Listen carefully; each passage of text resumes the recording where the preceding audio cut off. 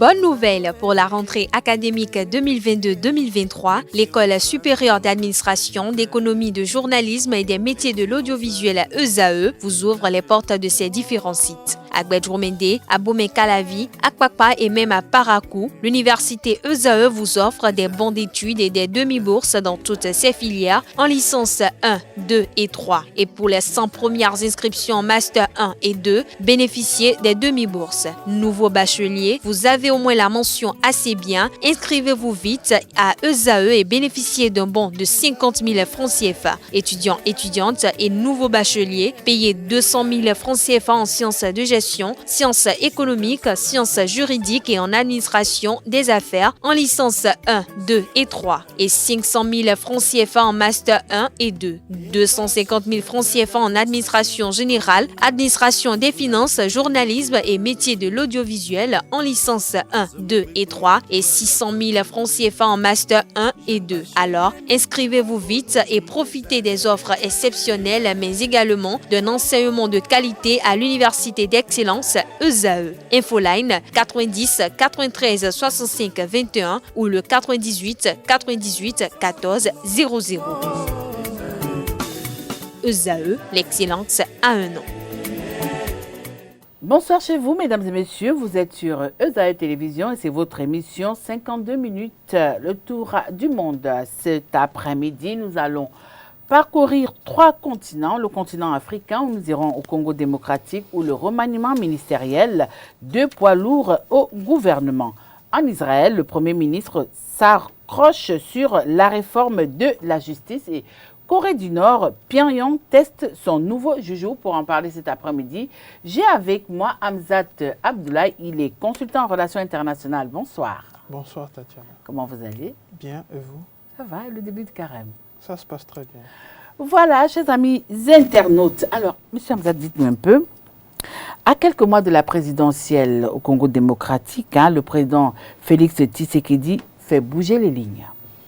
Oui, vous savez, la réelle politique vous contraint parfois, surtout quand vous êtes à l'approche des échéances électorales, à faire des choix pragmatiques. Et en l'occurrence, le président congolais a pris la bonne décision parce qu'il était déjà dans l'air depuis un moment de toutefois toucher son équipe, de remodeler son équipe gouvernementale pour faire des choix pragmatiques en vue de l'élection. Vous savez, la République démocratique du Congo, c'est un État qui a traversé plusieurs périples, notamment les guerres. C'est d'ailleurs pas fini, surtout dans l'Est, dans le Kivu.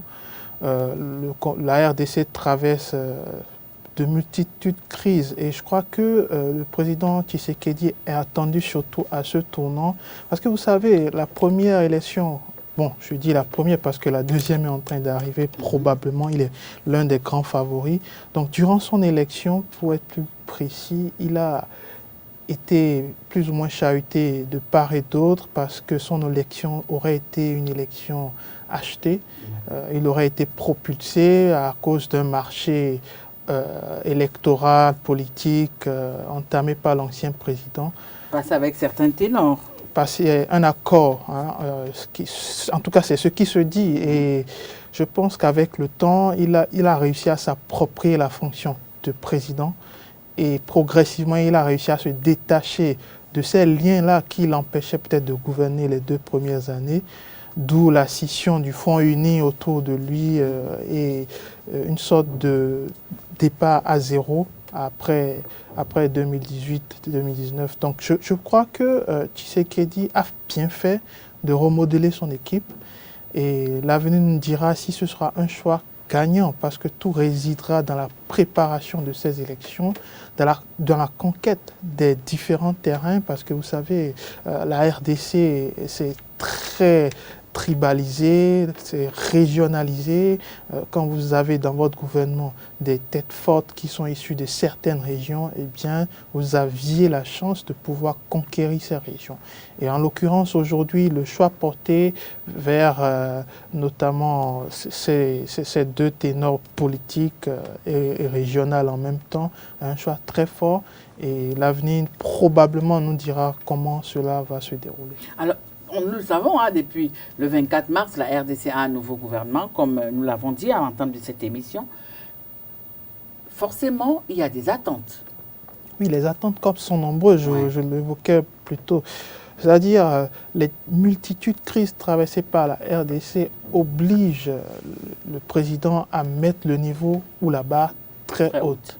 Et il n'a d'ailleurs pas d'autre choix que de satisfaire ses attentes. Les attentes liées à la crise à l'Est, les attentes liées à la gestion des ressources minières, les attentes liées à la gestion des ressources pétrolières, les attentes liées aux différents accords qu'il y a avec ces puissances comme la Chine et d'autres, j'en passe. Et surtout les attentes au niveau de l'économie, parce que l'économie congolaise est en berne depuis plusieurs années et il est attendu surtout à ce carrefour. Donc ce sont des choix qui vont certainement s'avérer payantes, mais je crois que Tshisekedi a eu le temps tout de même de se faire sur le giron politique congolais. Il a réussi à se faire ses armes. C'est peut-être pas encore un succès, c'est peut-être un demi-succès, mais il a réussi tout de même à s'approprier ce que c'est que la politique au Congo. C'est le jeu des alliances. C'est le jeu des alliances et ensuite c'est le choix de la stratégie politique qui prime sur tout le reste. Et je pense qu'avec cette leçon apprise, eh bien, il a suffisamment de ressources pour pouvoir mieux préparer l'avenir. Toutefois, l'inquiétude serait certainement au niveau de la gestion de l'ancien président, parce que l'ancien président sait mieux dans un silence, et ce silence en politique est sûrement dérangeant, parce que quand vous avez un adversaire qui s'efface, eh bien, je pense que le spectre de la peur politique va encore plus s'élever vers vous, parce que justement, on a besoin plus d'une approche parlante en politique que d'un silence. Et Kabila offre le silence sur le plateau. Ce qui est dangereux, hein? Ce qui est absolument dangereux. Quand Alors, on connaît l'homme, quand on connaît l'ancien président, quand on le connaît pour avoir tout de même brisé certaines voix qui s'élevaient au temps de sa présidence, on le connaît pour avoir quand même maintenu l'armée à sa solde, eh bien, ce silence me semble dérangeant. L'autre chose est que au sein du clan de Kabila, il y a eu des voix dissidentes et discordantes qui, petit à petit, se sont éloignées de son giron. Et il n'a rien dit jusque-là. Il observe. Et moi, je pense que le plus grand adversaire de Tshisekedi sera ce silence de Kabila. Alors, tout à l'heure, vous avez parlé de deux poids lourds qui ont fait leur entrée dans le gouvernement de Félix Tshisekedi. On a bien entendu Jean-Pierre Bemba, qui était un ancien chef de guerre, et on a Vital Kamerhe qui a pris l'économie, et Jean-Pierre Bemba qui a pris la défense.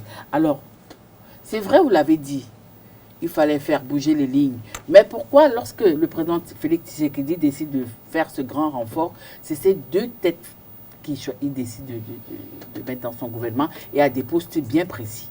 Alors, déjà, Victor Kamerhe, c'est un... Enfin, je dirais, il est en train de renaître politiquement parce que précédemment, il a été condamné à 25 ans de prison. Bon, ensuite, il y a eu un processus en appel et ensuite la Cour a cassé la décision de la justice. Innocent, hein?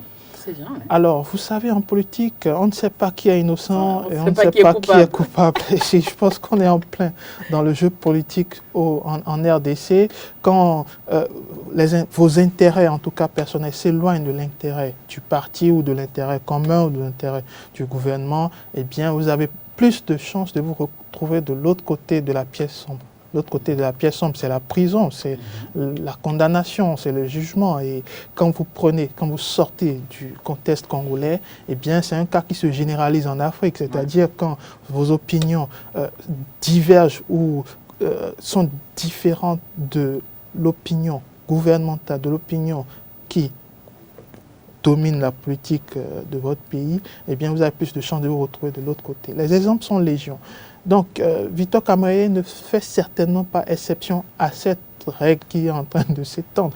Mais voilà, nous sommes à la veille donc des échéances électorales et il est pratique pour le chef de l'État de réunifier sa masse électorale, de réunifier le peuple qui l'attend, hein. Bien sûr, mais vous allez comprendre que ces deux noms, ces deux poids sont en réalité très attendus et très écoutés sur le plan, en tout cas dans leur région déjà, oui, et ensuite Bemba au nord et l'autre à l'est. Exactement. Donc c'est des régions stratégiques, il faut des poids conséquents et je pense qu'il a bien fait déjà de faire en sorte que cette décision de la justice soit cassée. Je ne dis pas qu'il a instrumentalisé la justice, mais je dis il a certainement contribué à ce que Victor Camara, qui était d'ailleurs son ancien directeur de cabinet, puisse aujourd'hui pleinement jouir de ses droits et aspirer à un avenir politique. Quoique le spectre aussi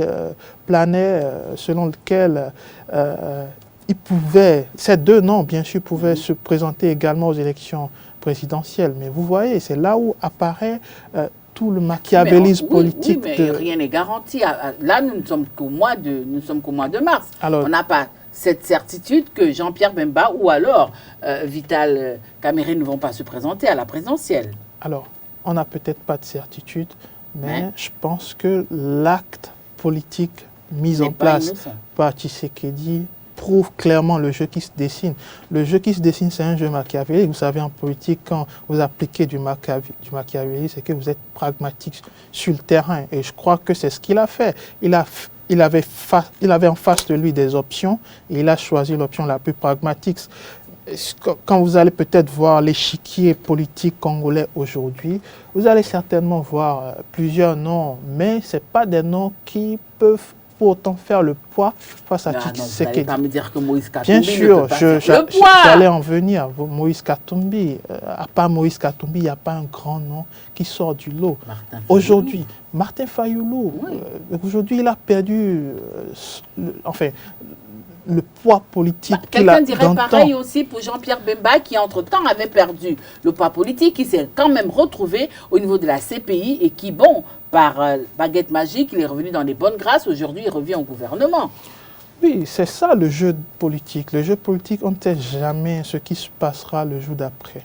Et dans ce cas de figure, je crois pour ma part que Jean-Pierre Bemba a retrouvé tout de même la fierté qu'il avait en son temps. Et puis cette fois-ci, je crois qu'il veut miser sur le cheval gagnant. Le cheval gagnant aujourd'hui n'est que Tshisekedi, à partir du moment où il fait l'unanimité et à partir du moment où il est quasiment la seule personne qui arrive à fédérer plus de voix autour de sa personne, plus de voix autour de sa cause que les autres. Bien sûr, quand on prend son bilan n'est pas des plus reluisants. Parce que c'est quand même un bilan. Oui, on ne va pas lui enlever ce qu'il a fait ou ce qu'il a essayé de faire. Mais le boulet politique aussi est là. Le boulet politique, c'est votre bilan, comme le disait l'autre. Donc, votre bilan, c'est votre boulet. Et je crois que son boulet aujourd'hui, c'est peut-être le bilan qui est à l'Est avec la région du Kivu et surtout avec les multiples agressions du M23. Et on est en plein dedans. Tant que ce nœud ne va pas se dénouer, je crois que Tshisekedi va toujours marcher sur un fil qui pourrait se couper à tout bout de champ. Alors justement, nous avons parlé de Jean-Pierre Bemba tout à l'heure. Jean-Pierre Bemba qui se retrouve au niveau du ministère de la Défense. Alors je vous demande, vous, en tant qu'expert en relations internationales, est-ce que l'arrivée de Jean-Pierre Bemba à ce poste stratégique pourra changer la donne au niveau de l'Est de la RDC? Écoutez, l'Est, c'est une région qui est traversée par de multitudes de crises, par de multitudes de guerres. On a eu la première guerre du Congo qui était concentrée exclusivement dans cette région. Ensuite, on a eu la deuxième guerre qui a toujours eu l'implication de cette région. Et après, on a entamé peut-être une démarche politique pour apaiser les tensions, mais on n'en est jamais sorti. Donc, tout se concentre à l'Est. Parce que c'est le nœud, c'est le giron en réalité du conflit congolais. Et quand on évoque les morts, des millions de morts, des milliers de déplacés, c'est toujours dans cette région. Enfin, tout part de cette région en réalité. Alors, dans ce cas de figure, nommer Jean-Pierre Bemba, c'est un choix stratégique d'abord, ensuite un choix politique. Et je dirais pourquoi. Un choix stratégique parce que Jean-Pierre Bemba est quand même un ancien chef de guerre. Et en tant qu'ancien chef de guerre, il a les ressources matérielles, les ressources stratégiques pour quand même affronter ce qu'il y a sur le terrain. Le terrain de l'Est, ce n'est pas un terrain réservé aux politiques. Je crois que le bilan de Tshisekedi le prouve aisément. Au début, Tshisekedi était celui qui voulait faire la paix, il voulait tendre la main même à ses ennemis, même à ses adversaires, et progressivement, il s'est affranchi. Enfin, peut-être la révélation lui est arrivée de pouvoir enlever sa veste de celui qui voulait à bout de champ faire la paix, parce qu'il n'est qu'un politique, Tshisekedi. Et voilà, c'est peut-être un peu tard, mais je crois que c'est stratégique dans la mesure où Jean-Pierre Bemba va apporter ce plus qui concerne uniquement ceux qui ont l'expérience du terrain militaire. Et Jean-Pierre Bemba, je crois que dans ce sens, il fera l'unanimité. Par contre, là, il ne fera pas l'unanimité, son passé. Évidemment, parce que quand vous aviez été chef de guerre, c'est que vous aviez aussi traîné des boulets derrière vous. Et les boulets ici sont quoi? Ce sont les morts, ce sont les pertes que vous aviez occasionnées, que ce sont les désastres que vous aviez... Mais est-ce que cette ardoise-là n'a pas déjà été effacée au niveau de la CPI? La CPI, c'est une chose, mais le terrain est toute une autre. C'est vrai. Et vous pouvez le constater. La CPI n'avait certainement pas suffisamment de preuves pour condamner Jean-Pierre Bemba. Ça, c'est un fait. Mais sur le terrain, Jean-Pierre Bemba était un chef de guerre. Un chef de guerre veut dire quoi? C'est quelqu'un qui a les ressources militaires pour faire des affrontements militaires. Et quand vous faites des affrontements militaires, vous causez des pertes en vies humaines, des dégâts matériels, et j'en passe. Donc ça, c'est une réalité du terrain qui ne pourra pas être effacée. Mais nous sommes sur un échiquier politique qui est très complexe, où parfois il faut mettre de côté les cadavres et construire l'avenir. Et je pense qu'on est arrivé à ce point où Tshisekedi doit peut-être faire des choix qui seront discutables, qui sont discutés, mais il faudrait mettre surtout en avant l'intérêt de tous. Et l'intérêt de tous, c'est de faire en sorte que cette région de l'Est réussisse à être sécurisée. Ça va être difficile, c'est pas vraiment du jour au lendemain que ça va se faire. Mais déjà, ce choix, c'est un choix stratégique. J'allais en venir au deuxième point et je vais finir là. Le choix politique de Jean-Pierre Bemba est conséquent, parce qu'il est issu d'une région qui est plus ou moins impliquée dans les conflits de cette région, de cette zone. Et en tant que leader politique, parce qu'il a quitté le stade d'ancien chef de guerre à celui de leader politique, parce qu'il faut trouver un choix de conversion, et évidemment, il a trouvé sa route. Il est devenu un leader politique, et son parti sur l'échiquier politique national a quand même de la voix. Donc, politiquement, c'est un choix pour essayer quand même de maintenir un couloir politique qui pourrait aller à son désavantage si Tshisekedi ne le choisit pas. Parce que dites-vous, si pendant les élections, dans le cas de figure où Jean-Pierre Bemba fait cavalier seul, eh bien, Tshisekedi va se retrouver à peut-être éparpiller ses potentielles voix. Donc, pourquoi ne pas réunir le leader avec soi et faire en sorte de glaner des voix de part et d'autre? Donc, choix stratégique et choix politique. Mais il ne faut pas oublier également que ces deux choix sont des choix qui sont similaires ou semblables à la langue ou l'épée d'Ésope, c'est-à-dire c'est tranchant des deux côtés. Justement, parlons toujours de Jean-Pierre Bemba. On se rappelle qu'il avait été vice-président, également ministre de la Défense. Et en son temps, il a voulu opérer des réformes au sein de l'armée. Est-ce que vous croyez que cette fois-ci, le fait de revenir à la charge, de revenir à ce poste, pourra véritablement le permettre de reformer cette armée congolaise qu'il a toujours voulu? Est-ce que le président Félix Tshisekedi lui laissera la main? Alors, cette fois-ci, vous avez en face Félix Tshisekedi, vous n'aviez plus Kabila. C'est deux contextes différents. Et je crois que Tshisekedi a tout de même compris le sens de ce que c'est qu'un politique en RDC. Et je le disais en début de l'émission, il a réussi à forger ses armes en faisant déjà front commun avec tout le monde. avec les politiques, avec les militaires, avec les anciens militaires, les anciens chefs de guerre. Et il a aussi été très machiavélique parce que Tshisekedi est celui qui a fait déjà un corps avec l'opposition au début. Oui, tout le monde, un mariage déjà, une partouze politique, si on peut le dire ainsi, parce que c'est un peu fort, hein, une partouze politique. Oui, parce qu'à la base, c'était des forces, des voix entièrement discordantes qui n'étaient pas du tout parties pour s'écouter. Mais il a réussi à les réunir tous autour de la table et au dernier moment, il se retire. Il se retire pour se présenter tout seul à la présidentielle et fait surprenant, il gagne.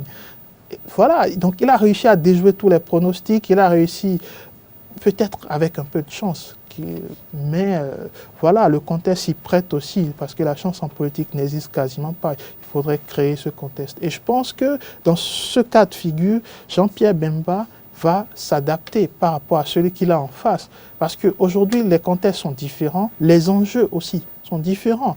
Le contexte de la guerre dans l'Est ou des affronts dans l'Est a évolué. Et ça évolue de façon permanente. Aujourd'hui, le Rwanda n'est plus cet État qu'il ne faut plus attaquer frontalement sur les plateaux, qu'il ne faut plus attaquer sur les estrades internationales. Et c'est ça change. Ouvertement, le président Tshisekedi a attaqué ouvertement le Rwanda en les accusant. Et aujourd'hui, le Rwanda ne nie plus forcément son implication dans la guerre dans l'Est. Et ça, c'est des choses qui, avant, n'étaient pas.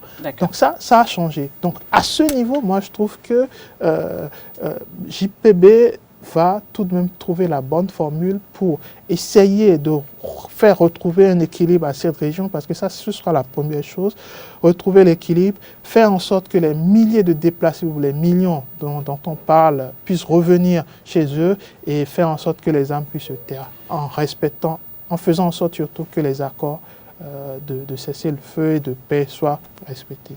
Aujourd'hui, certains analystes comme vous, experts en relations internationales, estiment que cette nomination de ces deux grands poids lourds de la politique congolaise est un marché de dupes parce que justement, ils sont non seulement deux chefs de parti, mais certainement ils ont des ambitions présidentielles. Vous-même, vous l'avez dit tout à l'heure, peut-être que c'est véritablement un marché de dupes ou alors, le moment venu, chacun saura tirer le bon vrai des livres. Alors, Étienne Tshisekedi a réussi ce qu'on appelle le challenge. Le papa, c'était Étienne. Autant pour moi.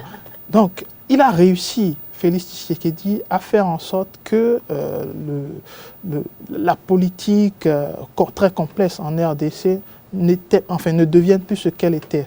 Donc, faire des choix, c'est faire surtout des choix très forts en politique. Et c'est ce qu'il a fait. Il a peut-être surpris plus d'un en appelant ces deux poids lourds, mais il a fait un choix pragmatique parce que le contexte congolais se prête à une certaine évolution et face aux évolutions, il faut faire des choix qui puissent impacter. C'est clair, politiquement, c'est un choix très fort. Stratégiquement aussi, c'est un poids très fort, mais tout ça, ça ne va pas empêcher les voix dissonantes de s'élever, de dire oui, c'est un ancien chef de guerre, oui, Kaméré a tout de même été condamné pour corruption, et même si aujourd'hui il est disculpé ou cette condamnation a été révoquée, eh bien il y a toujours anguille sous roche. Enfin, on ne pourra pas faire taire toutes les voix discordantes et dissonantes. C'est quasi impossible en politique, encore moins dans un État continent, je vais dire. La RDC est quasiment un État continent, donc ça va être difficile de faire taire ces voix. Mais le plus important ici, c'est quoi? C'est de faire en sorte que la RDC puisse maintenir son processus, même si c'est un processus bancal, il faudrait que ce processus puisse aller à son terme. Le processus, c'est déjà faire en sorte que politiquement, il y ait une stabilité, parce que à force de se faire... Mais à part quand même l'Est du pays, les autres parties du pays sont quand même un peu plus calmes. Ah non, je ne dirais pas autant parce que la RDC, c'est un État très complexe. Vous savez, depuis les indépendances, la RDC n'a jamais connu de stabilité. Il y a eu la sécession du Kasaï, après il y a eu la sécession du Katanga, et de part et d'autre, il y a eu des révoltes, des mutineries, c'est très complexe le contexte congolais. Ensuite, il y a eu le principe de la congolité. Qui est congolais, qui ne l'est pas. Et ça, c'est des sources permanentes de conflits, de tensions incessantes pour l'État. Et face à ça, évidemment, il faut faire des choix très forts. Et les choix très forts commencent déjà par une mutualisation des forces politiques et réussir à faire des politiques l'essence vitale de l'union et de l'unicité du pays. Alors, et ça a commencé. Mais rien ne nous dit que l'avenir va changer les cartes parce que Étienne Tshisekedi mise sur une stratégie. On sait que les stratégies, à tout moment, ça peut flancher. Alors, pour sortir du sujet congolais cet après-midi, est-ce que vous croyez que Félix Tshisekedi pourra facilement briguer un second mandat? Ça, c'est le premier volet. Le second volet, lorsque vous voyez un peu la carte politique du Congo démocratique, c'est vrai, aujourd'hui, il a choisi Jean-Pierre Bemba et Vital Merere comme étant ministre de l'économie et ministre de la défense. Est-ce qu'il serait plus facile pour lui de les avoir comme adversaires à la présidentielle que de se retrouver face à un Moïse Katumbi ou alors un Joseph Kabila qui va décider, on ne sait-on jamais, de revenir au devant de la scène? Tout est possible, dans tous les cas de figure sont possibles.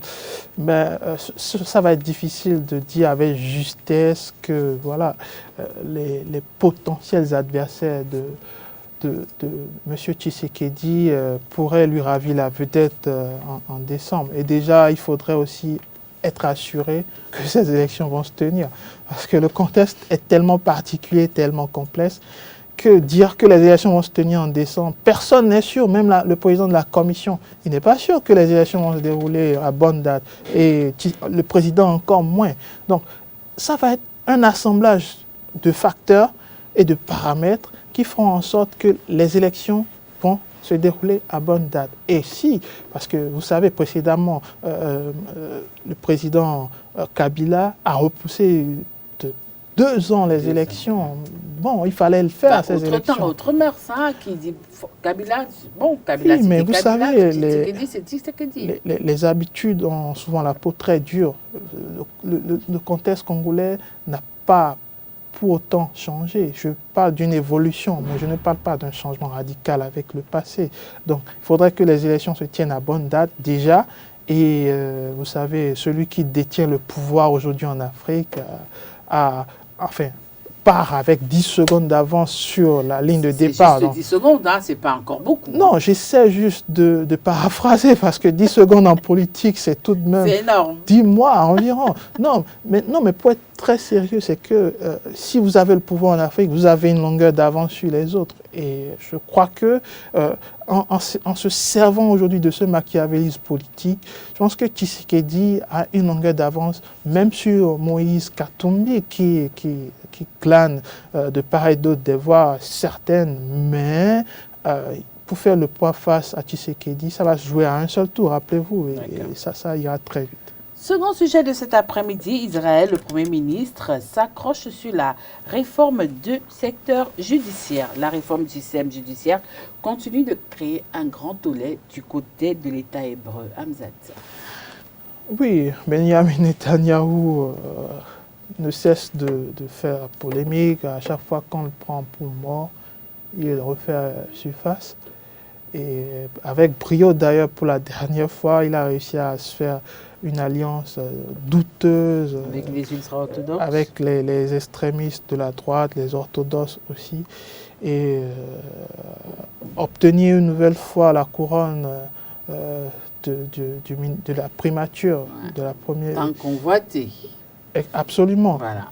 Et face à ça, il fallait tout de même faire des réformes, parce que quand vous revenez au pouvoir, c'est bien entendu dans l'intention de faire des ajustements, de faire des réajustements, de faire également des réformes qui vont dans le sens de votre politique. Pour l'après, hein. Bon, je vais y arriver, je vais y arriver. Mais quand vous êtes au pouvoir, c'est que vous incarnez. Enfin, déjà, c'est des partis qui l'ont porté, c'est des personnes qui l'ont porté. Ces personnes incarnent une idéologie. Les orthodoxes dont vous avez parlé incarnent un rigorisme très, très, très alambiqué. Et je vais aussi parler de la droite. La droite, elle est très conservatrice en Israël. on ne cède aucun territoire aux Palestiniens, par exemple. On continue de faire les conquêtes de terrain. Et ça, c'est des choses qui sont factuelles. Mais pour revenir à la tension qui alimente Israël depuis plusieurs mois déjà, hein, il s'agit en réalité d'une réforme qui va plus donner du pouvoir aux politiques et moins de pouvoir au contrôle de ce politique. Généralement, le contrôle, on parle en démocratie de la séparation des pouvoirs. C'est vrai, à chaque État, sa réalité de la séparation de pouvoir. Dans certains États, pour jouer les contrebalances, il faut une assemblée qui est forte. Dans d'autres États, il faut une cour constitutionnelle, comme au Bénin, par exemple, il paraît. Mais dans d'autres États aussi, c'est une cour suprême qui joue le jeu de contre-pouvoir, de garde-fou pour essayer de ralentir quand le politique veut aller trop vite ou veut dépasser certaines bornes. Mais là, ici, c'est la Cour suprême qui est mise en cause. C'est-à-dire qu'à la base, en Israël, la Cour suprême a ce pouvoir tout de même de regarder les décisions politiques et d'opiner. Et généralement, les décisions de la Cour suprême sont sans recours. Et c'est ce qui s'est passé d'ailleurs dernièrement. Benjamin Netanyahou avait nommé un ministre qui, selon la Cour suprême, ne remplissait pas les conditions éthiques pour être à ce poste. Et ils ont fait destituer ce ministre. Donc voilà, c'est un fait. L'autre chose, c'est que Benjamin Netanyahou est à la croisée des chemins. Parce que si cette réforme ne passe pas, sa façon à lui de se protéger, comme vous le semblez bien le dire, va échouer. C'est pas moi qui le dis. Non, on le sait, il est condamné, Benjamin Netanyahou, pour des faits de corruption, même si ce n'est pas encore avéré. Enfin, c'est dans l'air, c'est un peu une épée de Damoclès qui est au-dessus de sa tête depuis plusieurs mois et il n'arrive pas à s'en défaire. Donc, pour y arriver, il faudrait faire cette réforme qui, plus tard, donne le plein pouvoir aux politiques. C'est-à-dire les décisions politiques ne pourront plus être contestées autant qu'elles étaient par la Cour suprême. Donc, le collège de décision aussi va être profondément remodelé. À la base, les avocats participaient à ce collège décisionnel. Aujourd'hui, selon le test de réforme, il n'y aura plus d'avocats, il y aura plus des membres de la société civile désignés par les politiques. Et je crois que les Israéliens sont très attachés à leur démocratie. Oui, ils sont très attachés à leur souveraineté aussi, mais ils ne sont pas pour autant d'accord sur les principes de ces réformes, les principes de cette droite ou de cette ultra-droite qui est en train de prendre plus de place qu'il ne faut, alors que les Israéliens ne désirent entre autres qu'avoir une démocratie, mais la démocratie est toujours relative. Alors justement, lors de son discours devant la Knesset le 23 mars dernier, Benjamin Netanyahou disait, je cite, « s'engager à mettre fin à la division ». C'est bien beau, politiquement, Israël est divisé. Politiquement. Oui, mais ce n'est pas nouveau.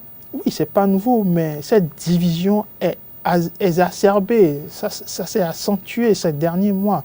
Vous savez, le précédent gouvernement, composé entre autres de Yair Lapid, avait réussi un semblant d'union autour de principes, même si les idéologies étaient différentes.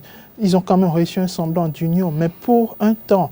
Parce que la droite et l'extrême droite, et surtout les orthodoxes, voient cela de très mauvais œil. Et évidemment, ils ont réussi à casser ce gouvernement d'union. Et quand vous cassez un gouvernement d'union, il faut réussir à reformer un nouveau gouvernement qui puisse mieux équilibrer la balance politique. Et je crois qu'il n'y arrive pas. Il n'y arrive pas parce que déjà la population est très très impliquée dans les choix politiques aujourd'hui. À la moindre réforme, c'est des soulèvements, c'est des manifestations, c'est des contestations. Et avec ça, c'est très difficile pour un gouvernement parlementaire de pouvoir véritablement diriger et de pouvoir légiférer comme cela se doit. Donc c'est ça le complexe israélien. Benjamin Netanyahou beaucoup de mal. Moi, je ne donne pas de longs jours à son gouvernement. Il cherche un peu de soutien un peu partout, mais ça va être très difficile parce que en politique... Avec ta permission, comment comprendre qu'au départ, il n'était pas pour attention, non. Attends, je finis. Il n'était pas... Il avait décidé de rester neutre, mais résultat des courses, aujourd'hui, il change de position. Pourquoi? Attendez, il est un chef de gouvernement. Alors, c'était stratégique. Sa neutralité de base était une neutralité stratégique. Parce qu'avec sa prise de position aujourd'hui, on peut voir clairement que cette neutralité était bel et bien stratégique. Il fallait se ranger pour ne pas casser trop de verre. Et aujourd'hui, il s'exprime parce que l'urgence est de mise. S'il ne s'exprime, il est attendu en réalité. Ces soutiens qui l'ont mis sur l'estrade aujourd'hui attendent un discours clair par rapport à son approche de cette réforme. Et évidemment, si cette réforme passait, à qui ça va bénéficier? En premier lieu à Benjamin Netanyahou et probablement à ses proches et surtout ses proches politiques. Donc oui, moi je trouve que sa prise de parole ou son changement de position se justifie à partir du moment où, étant élu d'une façon très difficile, compliquée, il fallait se ranger pour ne pas faire trop de dégâts, mais arriver à ce stade de contestation où vous avez des milliers d'Israéliens qui sont dans la rue pratiquement tous les jours, et face à la horde médiatique qui s'abat contre cette réforme et les voix qui s'élèvent, eh bien, il était temps de prendre ses responsabilités. Ça pourrait lui coûter peut-être cher dans quelques jours, dans quelques semaines. L'avenir nous le dira. Ça va très vite de ce côté-là. Ah oui, en Israël, ça va très vite. Du jour au lendemain, vous pouvez être destitué de votre poste de Premier ministre. Ça va très vite. Dès que le Parlement se ligue contre vous, un vote suffit pour vous sauter de votre siège. Donc je crois qu'il est en plein dedans dans la tourmente. Mais il est habitué. Netanyahou est habitué à ce genre de choses, à ce genre de faits. Et c'est peut-être le phénix qui sait très bien renaître de ses cendres. Alors, comment comprendre, au regard de tout ce qui se passe, que les manifestations ne faiblissent pas? Elles vont plutôt grandissantes. Alors, aujourd'hui, la question est de savoir, le Premier ministre israélien, il a plus peur de la pression des partis de la coalition de droite, des ultra-orthodoxes, ou alors il a peur de la pression internationale? Quand vous vous appelez Benjamin Netanyahou, vous n'avez peur de personne. Vous voulez uniquement sauver votre poste, vous voulez uniquement sauver votre gouvernement. Et je pense que c'est ce qu'il sait faire de mieux. Même quand on s'y attend le moins, il réussit à déjouer tous les pronostics politiques parce que c'est un renard politique, Benjamin Netanyahou, c'est un vieux de la vieille, comme le disait l'autre aussi. Donc, il sait très bien dans quel contexte politique il évolue. La voix du peuple, vous savez, aujourd'hui, nous sommes à l'ère d'une démocratie relative. Les gouvernants n'écoutent pas forcément, ou n'écoutent plus forcément la voix de la rue quand ils n'arrivent pas à la faire taire. L'exemple la plus récente est celle de la France. Il y a des centaines de milliers de manifestants tous les jours, mais ça ne pousse pas pour autant le gouvernement Macron à faire un pas en arrière par rapport à une réforme des retraites qui est très contestée. Donc c'est un exemple qui va de pair avec ce que vit aujourd'hui la démocratie israélienne. C'est-à-dire, face aux contestations, eh bien, les politiques veulent toujours aller droit dans leurs bottes et faire en sorte que leur réforme passe avant toute chose. Parce que la politique ne serait plus une histoire des peuples, ce qui est quand même dommage parce qu'on a fait tôt d'assimiler la démocratie au peuple, par le peuple et pour le peuple. Mais aujourd'hui, l'effet semble être inverse, c'est-à-dire on a une démocratie qui est faite les politiques, pour les politiques et par les politiques. Alors dites-moi un peu, est-ce qu'au niveau du Parlement, Benjamin Netanyahou pourrait voir sa majorité voler en éclats? Oui, c'est ce qui peut arriver. Ça pourrait être la prochaine étape. Parce que s'il n'arrive pas à faire passer cette réforme, ses partisans veulent que cette réforme puisse passer coûte que coûte. Au sein de son propre gouvernement, il y a déjà des voix discordantes qui s'élèvent, qui disent non, monsieur Benjamin. Il y a le ministre de la Défense qui a démissionné. Exactement. Il y a des voix à l'instar de ce ministre de la Défense, qui se sont élevés pour dire « Monsieur Netanyahou, mettez tout de moins une pause à cette réforme et essayons d'avancer sur le plan politique, essayons de légiférer, essayons de faire avancer d'autres réformes. » En attendant, il y a d'autres voix plus radicales, cette fois-ci, qui disent « Non, il faut mettre un stop à cette réforme une bonne fois pour toutes, parce que ça ne passe pas, il faut écouter votre peuple. » Mais face à ça, vous avez toujours Benjamin Netanyahou qui veut avancer dans son programme politique, parce qu'il s'agit de ça. Cette réforme faisait partie, peut-être un forcing, mais vu que ça faisait partie de son calendrier électoral, parce qu'il a été tout de même élu par une coalition d'une droite, d'une extrême droite et des orthodoxes, eh bien, il fallait mettre en œuvre les propositions de ces derniers, et je crois que c'est dans son calendrier. Donc, dire non aujourd'hui, faire une marche arrière aujourd'hui, reviendrait à perdre le soutien potentiel de ses proches politiques. Donc il préfère être otage. Ah oui, parce que son avenir politique en dépend. Quand vous étiez en train de me demander s'il a peur, je vous disais non, il n'a peur de rien parce qu'il s'appelle Benjamin Netanyahou. La seule chose dont il aurait peur, la seule chose dont Benjamin Netanyahou a peur, c'est de sauver son siège. Et pour sauver son siège, il faut faire des alliances douteuses, des alliances extra ou des alliances avec le diable. Eh bien, je pense qu'il va le faire. Il l'a déjà fait par le passé. Mais ça pourrait peut-être lui coûter sa place, ça pourrait peut-être lui coûter son siège. Chercher coûte que coûte à sauver sa place, chercher coûte que coûte à satisfaire ses proches politiques, sa famille politique, eh bien, ça pourrait lui coûter plus. Très rapidement, cette loi, c'est un bon parapluie pour lui, on dirait. Oui, je le disais tantôt, c'est-à-dire que si cette réforme passait, eh bien, ça donne plus de poids aux politiques, ça pourrait peut-être pas lui bénéficier s'il ne reste pas trop longtemps en tant que Premier ministre, mais ça va toujours bénéficier à son giron politique, ce qui me semble tout de même clair et évident. Et les politiques en Israël, surtout quand vous êtes issu d'un parti de droite, eh bien, vous avez à cœur d'être très rigoureux, d'être très précis sur les réformes. Et je crois que c'est ce dans quoi Benjamin Netanyahou s'est engagé. Il n'est pas prêt de se désengager. Peut-être avec le temps, la révolte et les manifestations vont le faire reculer. Alors, troisième sujet de cet après-midi, Corée du Nord, Pyongyang teste son nouveau joujou.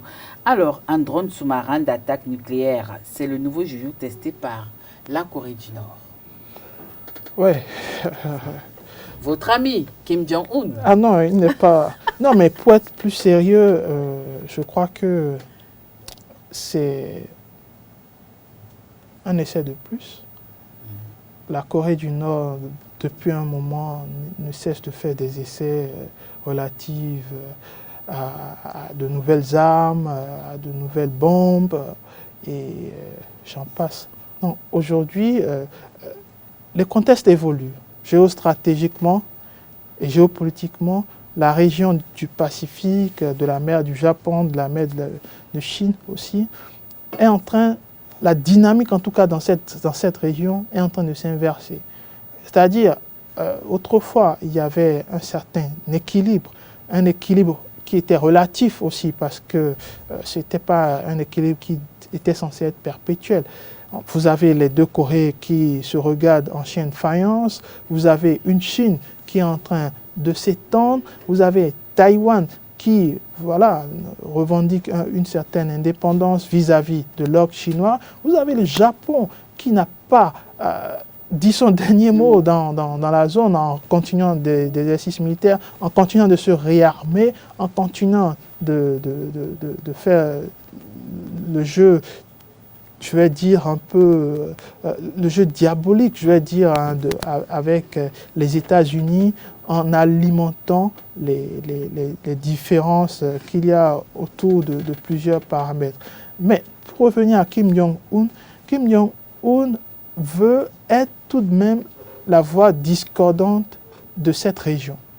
Parce que si vous avez, non loin de vous, un Japon proche des Américains, vous avez une Corée du Sud qui est aussi acquise. Exactement. Eh bien, vous allez vous sentir en danger permanent. quoi de mieux pour se défendre? Oui, mais est-ce qu'ils ne sont pas fatigués de taper le tam-tam et en même temps de danser? Parce qu'on a comme l'impression que c'est toujours eux. Qu'est-ce qu'ils veulent prouver? Qu'est-ce qu'ils veulent démontrer? Alors déjà, ils veulent démontrer leur position de superpuissance de la sous-région. Ça, c'est une chose. La deuxième chose... Superpuissance dans la famille? Non, superpuissance de la sous-région en termes d'armement. En termes d'armement, parce que la puissance respectera toujours la puissance. Et deuxièmement, l'arme nucléaire est une arme de dissuasion. C'est-à-dire, dès lors que vous obtenez l'arme nucléaire, eh bien, une force, quelle qu'elle soit, ne peut pas s'arroger le pouvoir de vous attaquer du jour au lendemain. C'est ça le pouvoir de l'arme nucléaire. C'est une arme de dissuasion.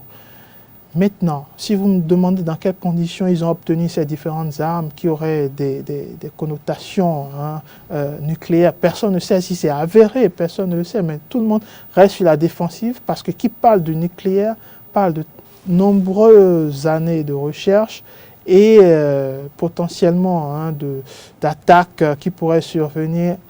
Et quand il y a une attaque nucléaire, je crois que c'est souvent incontrôlable. C'est ça que tout le monde évite en laissant peut-être la Corée faire son jeu communicationnel, son one-man show.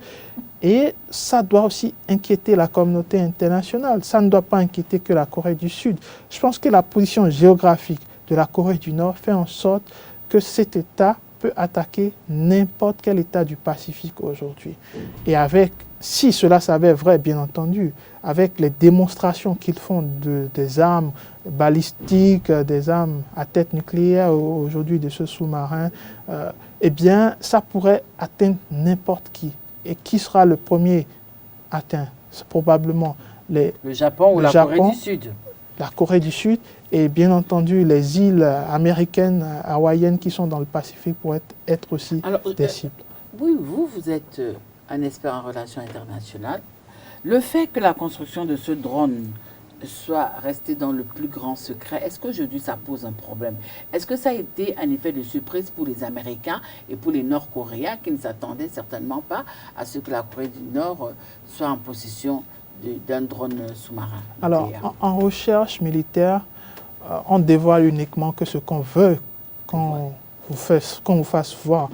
Et je crois que ça, tout le monde le sait. C'est-à-dire, on n'a pas besoin de dévoiler au grand public des travaux de recherche sur des armes potentielles. La Russie en est la belle preuve. La Russie a eu le temps de se forger des armes dans le silence total, ce qui a échappé à tout le monde. Et aujourd'hui, on voit une démonstration de cette force à travers cette guerre en Ukraine. Donc pour moi, ce n'est pas une surprise, parce que la Corée du Nord s'est renfermée, la Corée du Nord ne se fait pas contrôler. Donc quand vous réunissez ces deux conditions, eh bien vous avez la possibilité d'étendre vos armes ou vos recherches militaires. Et aujourd'hui, ils en sont à un niveau... Oui, mais pourquoi sortir ce drone maintenant? Oui, parce que je le disais tantôt, le contexte géostratégique et géopolitique de la sous-région... Il a toujours existé, M. Hamzat, il n'est pas nouveau.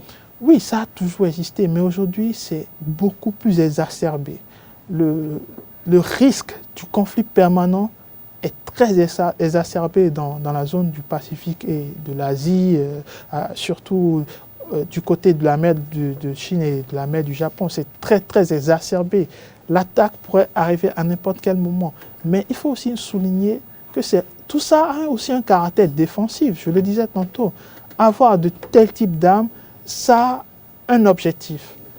Celui de dissuader l'adversaire, celui de dissuader les autres. Et il y a Bismarck, qui est un ancien monarque du royaume de Prusse, qui avait établi un principe qui d'ailleurs passe en diplomatie, un principe de l'équilibre de la puissance. Alors, qu'est-ce que l'équilibre de la puissance selon Bismarck? Selon Bismarck, l'équilibre de la puissance, c'est le fait d'équilibrer les forces politiques et militaires, et ça fait en sorte que votre adversaire, se sentant dans ce jeu équilibré, ne puisse pas vous attaquer comme n'importe qui.